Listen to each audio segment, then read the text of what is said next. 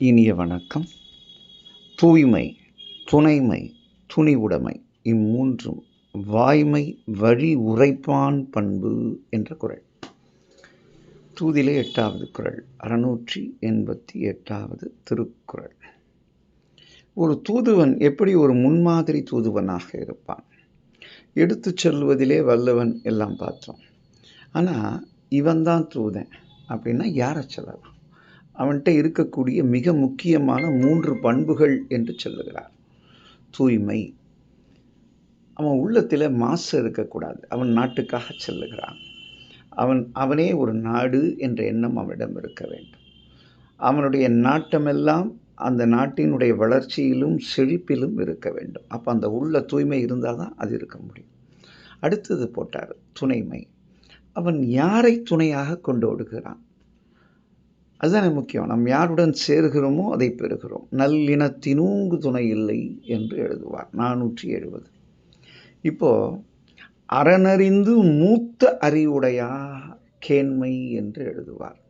இது பார்த்தீங்கன்னா 441வது குறள், பெரியாரை துணைக்கோடல்.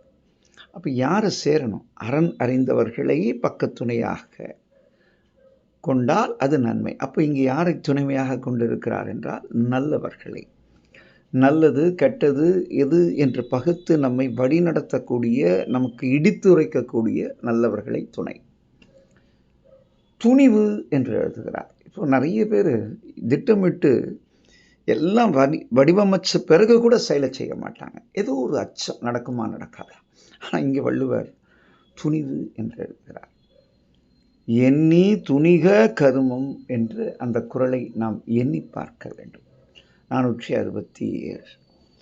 இங்கே தூய்மை, துணைமை, எடுத்த செயலை துணிவுடன் செய்தல், இந்த 3ம் கைவர பெற்றவர்களே ஒரு முன்மாதிரி தூதுவர்கள். அவர்களால் எல்லோருக்கும் நன்மை. இவர்கள் வாய்மை வழி உரைப்பவர்கள். இவரிடந்து வெளிப்படும் அனைத்துமே ஆக்கங்களை தரக்கூடியன. இவர்கள் மறந்தும் கேடு செய்ய மாட்டார்கள்.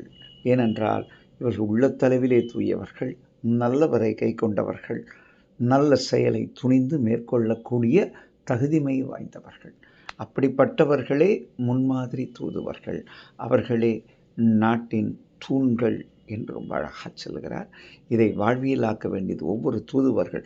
இந்தியாவில் இருக்க எமிசரி எல்லாத்துக்குமே தான் அனுப்பலாம் இந்த குறள்.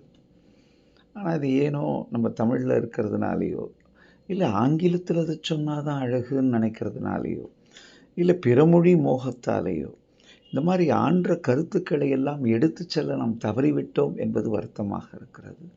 இதை அனைத்து தூதுவர்களும் கை கொள்ள வேண்டிய ஒரு அற்புத குறள். இந்த நாள் இனிய நாளாக இதய வாழ்த்துக்கள். நன்றி, வணக்கம்.